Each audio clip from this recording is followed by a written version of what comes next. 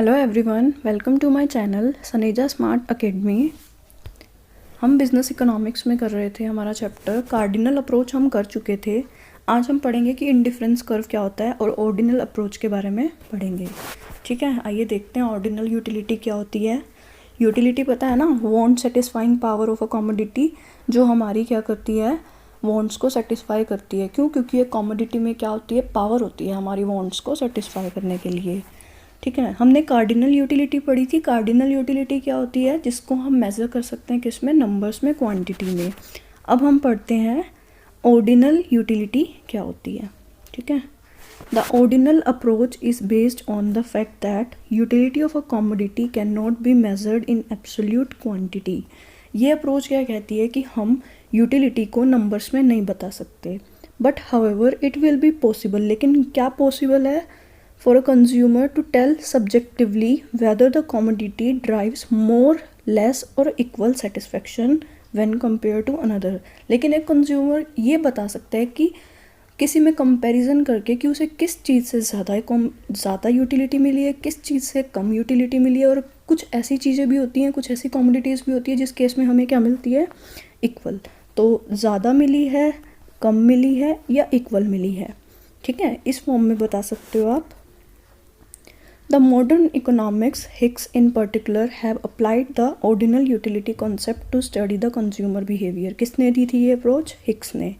ठीक है, he introduced a tool to analyze, एक उसने टूल लिया था एनालाइज करने के लिए कंज्यूमर के बिहेवियर को। वो टूल है कौन सा? इंडिफरेंस कर्व, जिसकी आज हम बात करेंगे। ठीक है, आ रही है बात समझ में। ऑर्डिनल यूटिलिटी वो यूटिलिटी होती है जिसको हम नंबर्स में मेज़र नहीं कर सकते। हम ये बता सकते हैं कि हमें किसी कमोडिटी से ज़्यादा यूटिलिटी मिली, कम यूटिलिटी मिली या इक्वल यूटिलिटी मिली।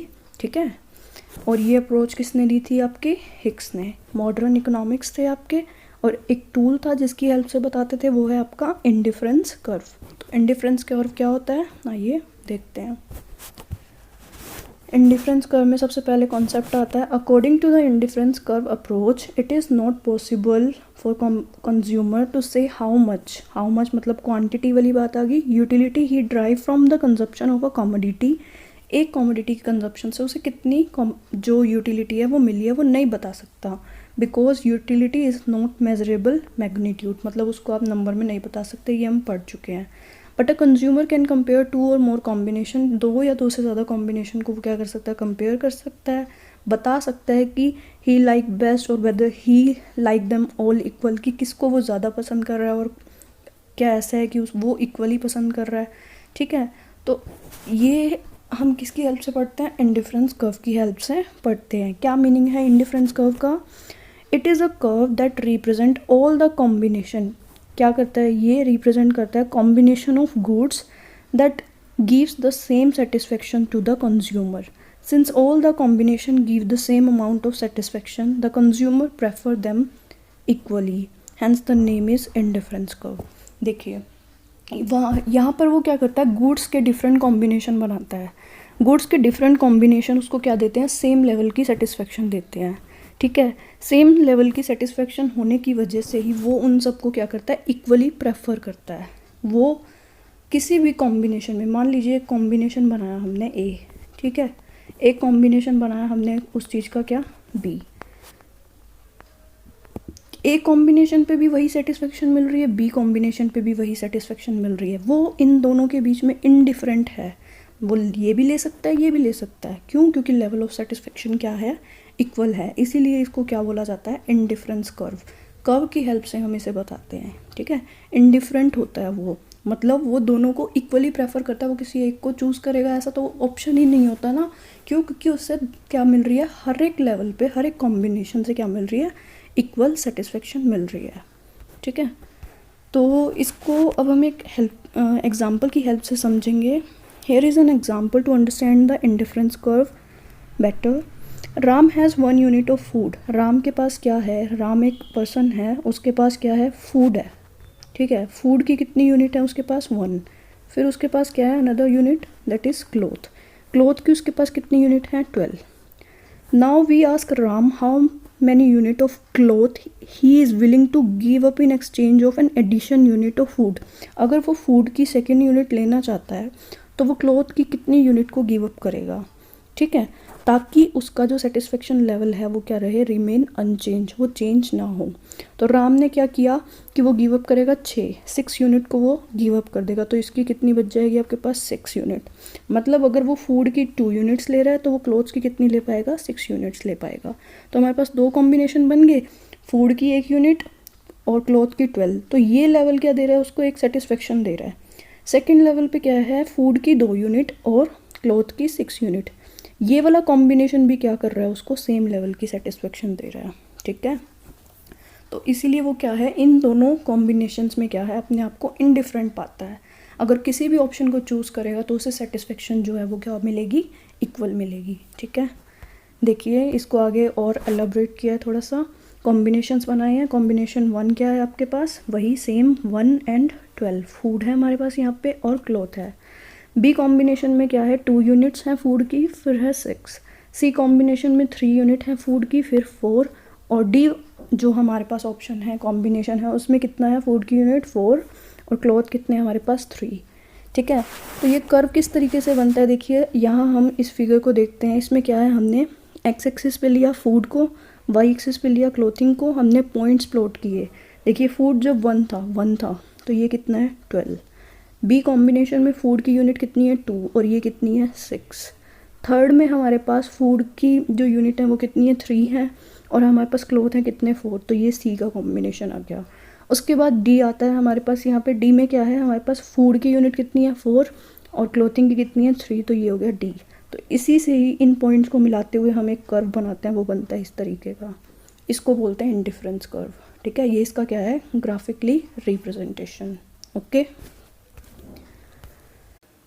हाँ जी, नेक्स्ट हम बात करेंगे किसकी, यहाँ पे अजम्पशंस की। तो अजम्पशंस में सबसे पहली अजम्पशन हमारी आती है रेशनैलिटी। इस अजम्पशन को हम लगभग 2 से 3 बार पिछली वीडियोस में पढ़ चुके हैं। इसका क्या मतलब होता है, हम मानते हैं कि कंज्यूमर हमारा रेशनल है, कंज्यूमर समझदार है, उसको हर एक लेवल के बारे में पता है, प्राइस क्या होगा, उसकी इनकम पता है उससे, और उसे पता है कि वो किस तरीके से कमोडिटीज़ को ख़रीदेगा ताकि वो अपनी वांट्स को क्या कर पाए, मैक्सिमाइज़ कर पाए, मैक्सिमम सेटिस्फेक्शन जो है वो गेन कर पाए, ठीक है। तो सबसे पहली हमारी जो अजम्पशन है वो है rationality. Second one is ordinal utility. Indifference curve assume that the utility can only be express ordinary. मतलब इसको हम ऑर्डर में बता सकते हैं। ऑर्डिनरी का मतलब क्या होता है कि ऑर्डर में बताना। ऑर्डर मतलब कि ज़्यादा पसंद है, कम पसंद है, आप उसे रैंक दे सकते हो, आप अपनी प्रेफरेंस के अकॉर्डिंग जो है वो बता सकते हो, ठीक है। Third one is transitivity and consistency of choice. ये क्या है, ये कौन सी अजम्पशन है, एक नई अजम्पशन आई है। The consumer choice is expected to be either transitive. कंज्यूमर की चॉइस को क्या माना जाता है, या तो ट्रांजिटिव माना जाता है या कंसिस्टेंट माना जाता है। ट्रांजिटिविटी ऑफ चॉइस का क्या मतलब है, if the consumer prefer commodity X to Y and Y to Z. मतलब वो क्या कर रहा है, वो एक्स टू वाई ले रहा है या कर रहा है वाई टू जेड, ठीक है। Then he must prefer commodity X to Z. वही बात होगी मैथमेटिकली जो हमारी इक्वेशन होती है, अगर हम कहते हैं X is equals to Y है, वाई इज इक्वल्स टू क्या है, जेड है, ठीक है। तो हम कह देंगे ना एक्स और जेड क्या है, हमारे लिए इक्वल है। तो वही चीज़ है, अगर वो एक्स को वाई के लिए प्रेफर कर रहा है, वाई को जेड के लिए प्रेफर कर रहा है, तो वो क्या करेगा, एक्स को जेड के लिए प्रेफर करेगा, ठीक है। तो उससे क्या बोला जाता है, ट्रांजिटिविटी बोले जाता है। नेक्स्ट है हमारे पास consistency of choice. Consistency of choice का क्या मतलब होता है, the consistency of choice means that if a consumer prefer commodity X to Y, कि एक्स को ही प्रेफर कर रहा है वाई के कंपैरिजन में, at one point of time he will not prefer Y to X. मतलब वो कंसिस्टेंट रहेगा कि अगर वो एक्स खरीद रहा है कॉमोडिटी तो वो एक्स ही खरीदेगा, वो वाई नहीं खरीदेगा, ठीक है। किसके कंपैरिजन में, एक्स के कंपैरिजन में, ओके। तो ये होती है आपकी क्या, transitivity and consistency of choice. तो ये हम ये अज्यूम करके चलते हैं, ठीक है। नेक्स्ट एक्सम्पशन है हमारी यहाँ पे diminishing marginal rate of substitution. ये मार्जिनल रेट ऑफ सब्स्टिट्यूशन क्या होती है, the marginal rate of substitution refer to the rate at which the consumer is ready to substitute one commodity for another commodity in such a way that his total satisfaction remain unsatisfied। देखिए हमने क्या पढ़ा था पहले, food के बारे में पढ़ा था और क्लॉथ के बारे में पढ़ा था। हम एक अगली फूड की यूनिट लेने के लिए क्या कर रहे थे, क्लॉथ को क्या कर रहे थे, कम कर रहे थे ना, मतलब सेक्रीफाइस कर रहे थे। तो ये जो सब्सटीट्यूट कर रहे हैं ना हम एक गुड्स को दूसरे के लिए, उस रेट को क्या बोलते हो आप? Marginal rate of substitution. ठीक है, देखिए आइए यहाँ डीप में इसे समझते हैं। कैसे? पहले क्या कर रहे थे, फूड 1 ले रहे थे तो क्लोथ 12, तो फिर हमने यहाँ पे सेक्रीफाइस कितना किया? 6 यूनिट का। नेक्स्ट में अगर हम देखते हैं तो 6 से 4 पे आए तो 2 का सेक्रीफाइस किया, फिर हमने सेक्रीफाइस किया कितना? 1 का। तो ये रेट है, और ये रेट हमेशा क्या होती है? डिमिनिशिंग होती है। तो यही हमारी यहाँ पे क्या है? अजम्पशन है कि diminishing marginal rate of substitution यहाँ अप्लाई होगा। नेक्स्ट अजम्पशन आती है आपके पास नॉन सैटिटी। नॉन सैटिटी का मतलब है नॉन सेटिस्फेक्शन। क्या मतलब होता है इसका? नॉन सेटिस्फेक्शन मतलब कंज्यूमर जो है वो सेटिस्फेक्शन लेवल पर नहीं पहुँचेगा, वो क्या करेगा? ज़्यादा से ज़्यादा कमोडिटी जो है वो कंज्यूम करना चाहेगा। ये हम अज्यूम करते हैं। It is assume that consumer has not reach the saturation point. Saturation मतलब हाई पीक लेवल पे, मैक्सिमम सेटिस्फेक्शन पे वो नहीं पहुँचेगा of any commodity, hence he prefer larger quantities of all commodity. वो क्या चाहता है? लार्जर क्वान्टिटीज़ को चाहता है। ठीक है, तो ये थी आपकी यहाँ पे अजम्पशन। अजम्पशन है रेशनैलिटी, ऑर्डिनल यूटिलिटी। ठीक है, नेक्स्ट है हमारे पास यहाँ transitivity and consistency of choice. Next हमने किया diminishing marginal rate of substitution and non satiety. अब हम बात करते हैं किसकी? इंडिफरेंस मैप क्या होता है। ठीक है, an indifference map is a set of indifference curve. जब इंडिफरेंस कर्व बहुत सारे होते हैं ना, ग्राफिकली हम जब उन्हें रिप्रेजेंट करते हैं, उनका सेट बन जाता है, तो उन्हें हम क्या बोलते हैं? Indifference map. इट डिस्पाइट the complete picture of consumer preference, the following diagram showing an indifference map consisting of 3 curve. देखिए यहाँ पे आपको दिया हुआ है IC1, IC2 एंड IC3। ये डिफरेंट कर्व जो है उनका सेट क्या बन के क्या बना रहा है? हमारा indifference map. Okay, we know that a consumer is indifferent among the combination lying on the same indifference curve. एक जो इंडिफरेंस कर्व होता है उस पर वो क्या होता है? इंडिफरेंट होता है, और उसको सेम लेवल की सेटिस्फेक्शन मिलती है। However it is important to note that he prefer the combination on higher indifference curve to those on the lower. This is because a higher indifference curve implies a higher level of satisfaction. क्या होता है यहाँ पे? जो आपका indifference higher वाला है ना, वो क्या देगा? उसको हायर लेवल ऑफ सेटिस्फेक्शन देगा इसी वजह से। ठीक है, अभी इतना कीजिए, नेक्स्ट वीडियो में मिलते हैं हम। Thank you.